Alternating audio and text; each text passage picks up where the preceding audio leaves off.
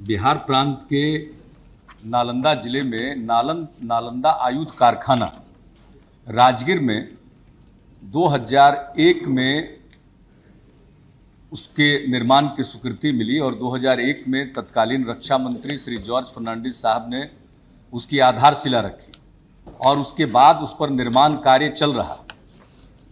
निर्माण कार्य में जहाँ तक सिविल कार्य का संबंध है, सिविल कार्य काफ़ी हद तक पूरा हो चुका है।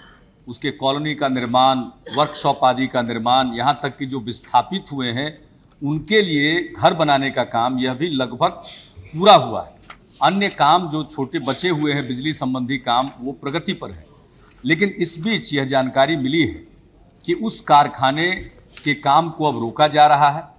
मुख्य तौर पर जो प्लांट लगने का काम था वह काम प्रारंभ नहीं किया जा रहा है और उसको रोक दिया गया है। इस बीच में एक कमेटी बनाई गई है रक्षा मंत्रालय के द्वारा और उस कमेटी को ये कहा गया है कि वह इस बात को देखे कि जो कुछ भी फैसिलिटी वहाँ पर स्थापित की गई है राजगीर में नालंदा आयुध कारखाना के लिए, उसका कहाँ और किस प्रकार से और इस्तेमाल हो सकता है। उस कारखाने में बाई मॉड्यूलर आपका चार्ज सिस्टम का निर्माण होना था, BMCS।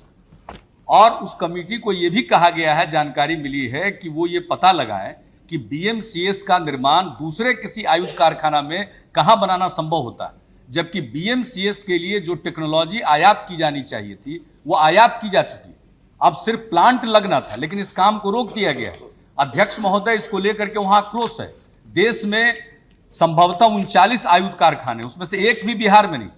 बंगाल में 4 है, यूपी में 10 है, मध्य प्रदेश में 6 है, महाराष्ट्र में 7 है, तमिलनाडु में 6 है, अन्य राज्यों में और है।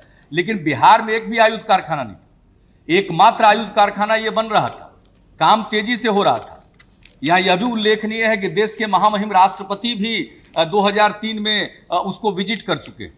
ये सब चीजों के बाद अब पता नहीं किस कारण से उस आयुध कारखाने को बंद करने की साजिश हो रही है, जबकि उसके लिए टेक्नोलॉजी आदि सब कुछ उपलब्ध है भारत के पास। और अब ऐसी परिस्थिति में दूसरे किसी आयुध कारखाने में इस काम को शिफ्ट करना, और वहां पर चर्चा, वहां के अखबारों में यह खबर छपी है कि पानागढ़ में इसको ले जाने की बात हो रही थी। इसको लेकर के वहां एक आक्रोश का वातावरण पैदा हुआ कि बिहार में उद्योग नहीं है। केंद्र सरकार ने एक उद्योग लगाया, उस उद्योग को भी वहां से हटाया जा रहा है।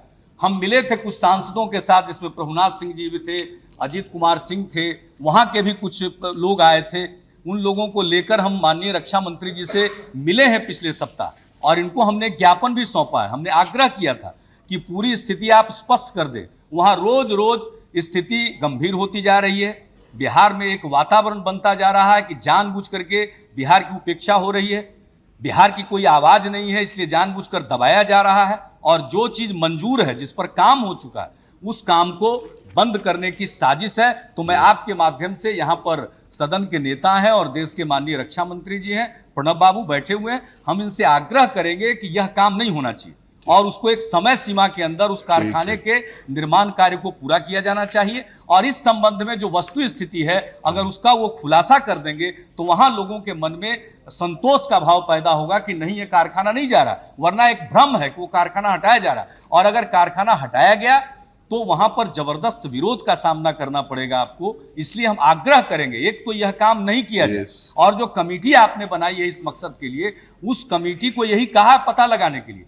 जब तक वो कमेटी रहेगी, लोगों में भ्रम रहेगा, आप उस कमेटी को भंग कीजिए और तत्काल वहां पर प्लांट लगाने का काम शुरू कर दीजिए। सिविल का काम वहां DRDO कर रही है, बाकी काम आप जानते हैं किनको करना है और किस एजेंसी से करवाना है, उसमें हम लोगों की कोई दिलचस्पी नहीं है। हम लोगों की दिलचस्पी है कारखाना बने, एकमात्र आयुध कारखाना है और वो अत्याधुनिक आधुनिक कारखाना है, जैसा उसके बारे में कहा गया था। वो दुनिया का दूसरा और देश का पहला अत्याधुनिक आयुध कारखाना होगा। इसलिए उसको बंद न किया जाए और बिहार से उसको उठा करके अन्यत्र नहीं ले जाया जाए और इसकी समय सीमा निर्धारित की जाए। और इस संबंध में वस्तु स्थिति को आदरणीय रक्षा मंत्री जी स्पष्ट कर दें तो बड़ी कृपा होगी। धन्यवाद।